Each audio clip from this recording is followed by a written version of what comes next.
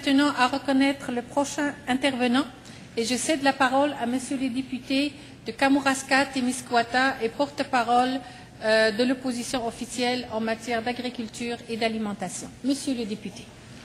Merci, Madame la Présidente, et je vous remercie bien sûr, comme porte-parole en matière d'agriculture et d'alimentation de l'opposition officielle, de pouvoir faire part de mes commentaires à cette étape-ci de l'adoption, qu'on appelle l'adoption de principe du projet de loi 50, qui a pour but de modifier la loi visant la régulation et le développement d'abattoirs de proximité.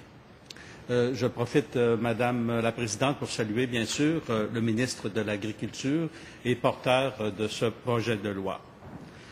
D'emblée, Madame la Présidente, vous comprendrez que nous sommes tout à fait d'accord avec le principe du projet de loi qui a été déposé par le ministre, puisqu'il s'inscrit dans la continuité de la loi visant la régularisation et le développement d'abattoirs de proximité et modifiant, bien sûr, la loi qui a modifié la loi sur les produits alimentaires adoptée le 12 mai 2009 et que nous avons d'ailleurs contribué à son adoption.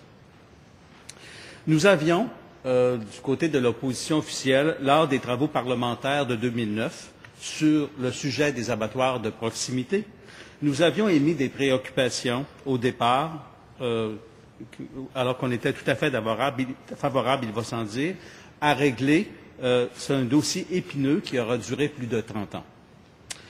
Ce projet de loi 50 nous donnera l'occasion de faire le point, en fait, sur les préoccupations alors exprimées et apprécier l'évolution de sa mise en œuvre en application de la loi, bien sûr, qui avait été adoptée en 2009. À cet effet, j'ai fait part de mon intérêt, bien sûr, à l'offre que m'a fait le ministre d'une rencontre de travail qu'on dit technique, préliminaire aux travaux que nous ferons en commission parlementaire, article par article.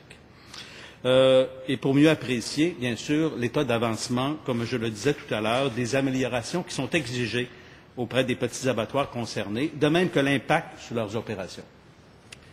Je remercie le ministre, d'ailleurs, pour cette facilitation, cette ouverture, dont j'anticipe déjà les bénéfices grâce à ses experts, tant juridiques que techniques, qu'il dispose à son ministère. Aussi, je souhaite qu'on soit entendu, et je pense que nous avons convenu d'ailleurs avec les bureaux du leader ont convenu, que soient entendus des groupes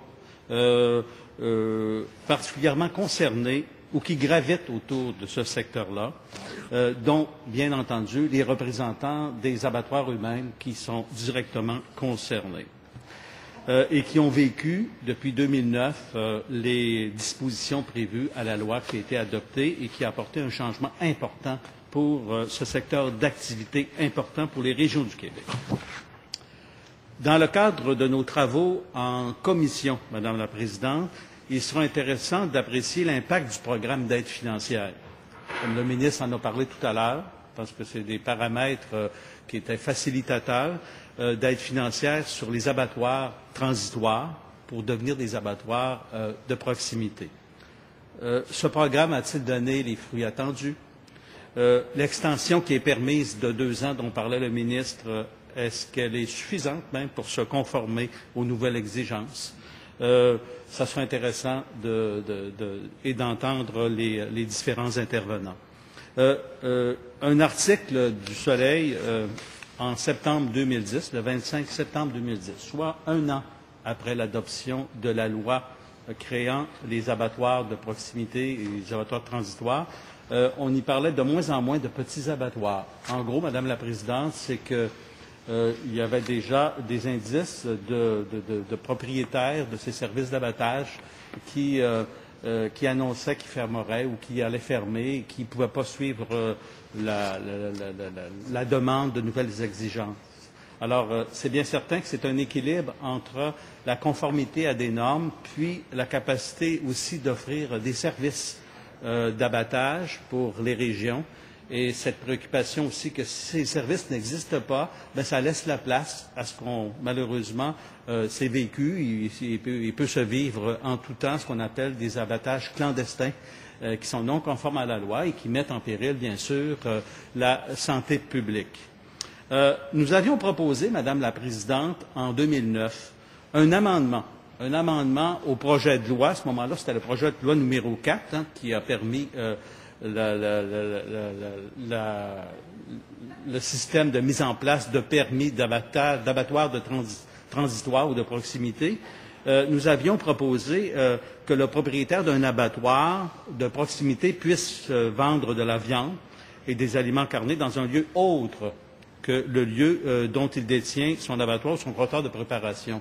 Monsieur le ministre, bien sûr, dans son projet de loi, introduit aussi cet élément-là. Bien sûr, le titulaire actuel n'était pas le ministre à l'époque. Alors, c'est intéressant de voir que cette proposition-là, qui manifestement n'avait pas été retenue en 2009 pour des raisons dont j'ignore, mais donc on pourra discuter. Mais je dis quand même que c'est intéressant, et nous, le Parti québécois, on l'avait proposé, que ça soit inscrit dans le projet actuel. Et comment expliquer ce changement de position du gouvernement? Alors, on pourra en connaître plus, voir l'évolution, bien sûr, là-dedans, et à quels besoins ça correspond. En terminant, Madame la Présidente, je tiens à assurer le ministre de mon entière collaboration pour mener à bien les travaux relatifs à ce projet de loi 50, avec l'aide des experts techniques et juridiques du ministère, de même que les points de vue des abattoirs eux-mêmes, directement concernés. Je suis d'avis que nous ferons en sorte, tous ensemble, d'améliorer, bien sûr, ces services offerts par des entreprises d'abattage. Ce sont d'abord des entreprises, des petites entreprises, et de transformation des viandes. Les services rendus aux communautés à proximité, bien sûr, de ces services, tout en ayant constamment en tête, bien sûr, à l'esprit, la sécurité en matière de santé publique et pour les clientèles desservies. Alors voilà, Madame la Présidente, merci.